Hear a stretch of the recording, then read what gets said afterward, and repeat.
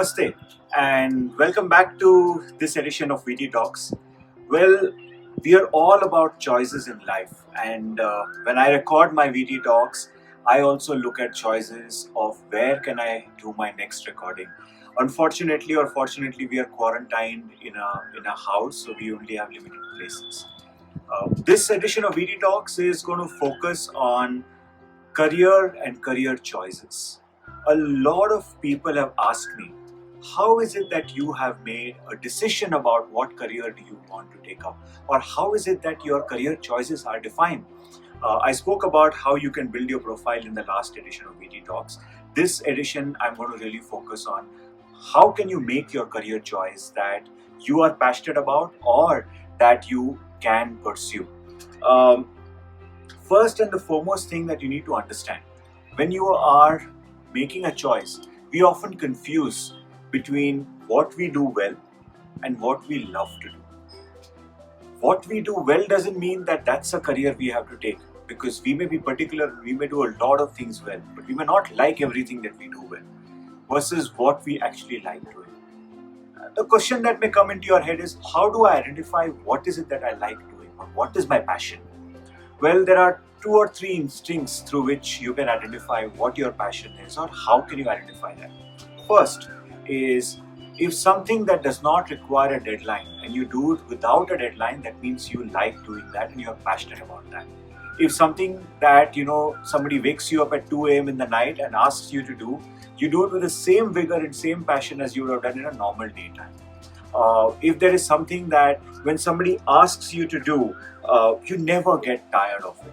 If you are having one of these 3 things in what you do, that means there is somewhere a passion that is existing for you to do that. Now, somebody may argue that not everybody gets a job that you love doing, or not everybody gets a job that is your passion. Not everybody gets to follow their passion, so on and so forth. Well, the reality is that it is different for different people. Not every time, not everybody gets to do what they love to do. But what is important is to continue to do whatever work you have well and continue your pursuit to identify what is that passion point that you want to pursue and also try and follow that passion point. If you have to make a choice between passion and work, obviously ideal situation is that both should match. But in case both do not match, then remember, do these 2 or 3 things that I'm going to share with you. Not everyone gets to do a job, as I mentioned, that they love doing. Does it mean they should not do that at all? No, answer is you should continue to do that, but also look at how you can find your passion. Not everything that you do in your dream job, again, this is a very interesting point I make. A lot of times people say, oh, you're following your passion, I'm sure you like doing whatever you're doing. Not everything that you do in your dream job you like doing. Now, for example, I had a dream of opening a restaurant.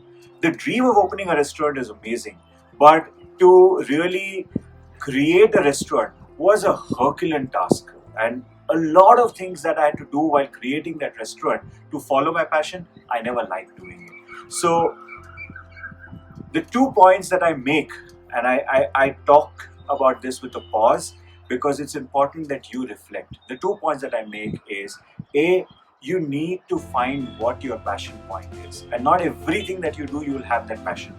You need to find that first. Second, you need to find ways and means with which you can actually explore and implement that passion of yours so that you continue to stay positive and continue to make those choices. Happy choice making, and I hope you've enjoyed this edition of VT Talks. Thank you.